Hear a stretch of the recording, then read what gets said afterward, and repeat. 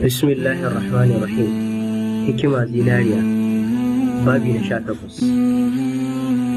Labari daga cikin littafin Alƙur'ani na shine hanyar samun aljanna.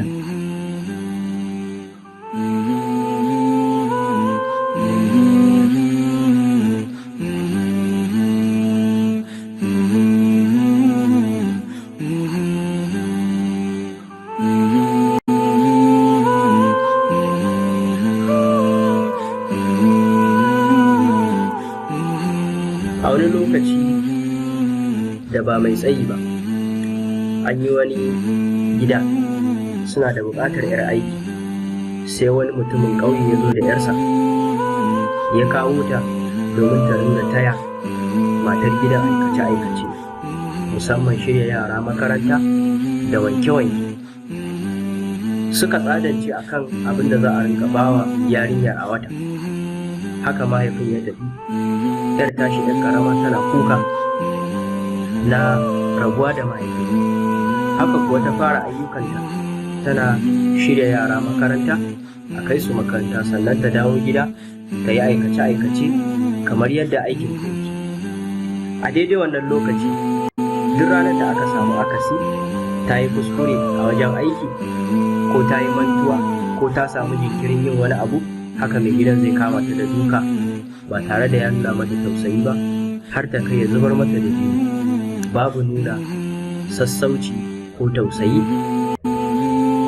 a cikin zuciyar wannan mai gida. Lokuta suka yi ta tafiya a haka, yarinyar tana haƙuri tana zaune a cikin wannan mawuyacin hali da kuma mawuyacin yanayi. Allah yana sane da dukkan abin da ake aikatawa. Wata rana tana cikin yin aiki, sai matar gidan ta lura ta ajiye faranti a inda bai dace ba, sai ya fashe. Ashe ta samu larura ne sanadiyar dukan da ake mata, ta samu larura a idanta. Ta kai ta wurin likita. Likita ya shaida cewa ganinta ya raunana, amma duk da haka mai gidan inda ta samu kuskure yakan dake ta. Wata rana kawai ta fita ta bar gidan, bata sake dawowa. Aka ɗebi tsawon shekaru, sun manta da ita kuma ba su yi tambaya a kanta ba. Da ɗansu ya girma ya kai lokacin yin aure, ya yi aure. Bayan ɗan wani lokaci sai aka shaida musu a asibiti cewa matarsa ta zo za ta haihu. Cikin nasara Allah ya taimaka ta haihu, amma da ta haifi yaron da ya zo duniya sai aka gan shi ya zo a matsayin makaho.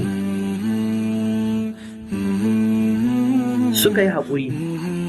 Haihuwa ta biyu ta wannan jika nasu da ya zo da idanuwansa, suka yi farin ciki a bisa haka.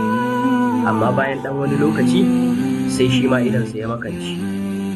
Shi kwa kakan da ya ga irin halin da zuriyarsa ta shiga sai ya haukace.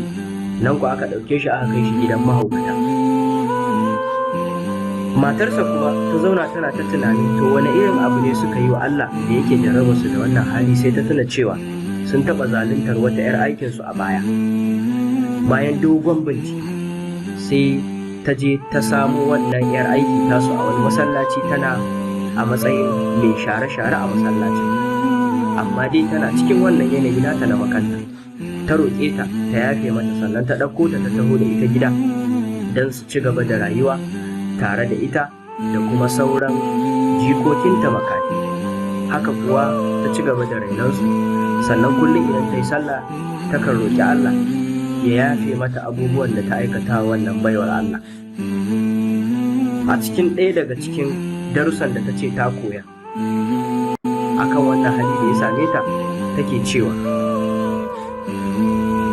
duk mutumin da yake da sauran ƙuruciya na shekaru, kada ya manta cewa Allah baya barin zalunci, kuma dukkan abin da ka aikata lokacin da kake ƙuruciya, bayan ka tsufa za ka yi nadamar aikata wannan abu da ka aikata. Darasi: alhaki kwaikwayo ne, kuma me shi yake Allah baya mantuwa, kuma Allah baya bacci. Allah ya sa mu gane. Amin ya rabbi.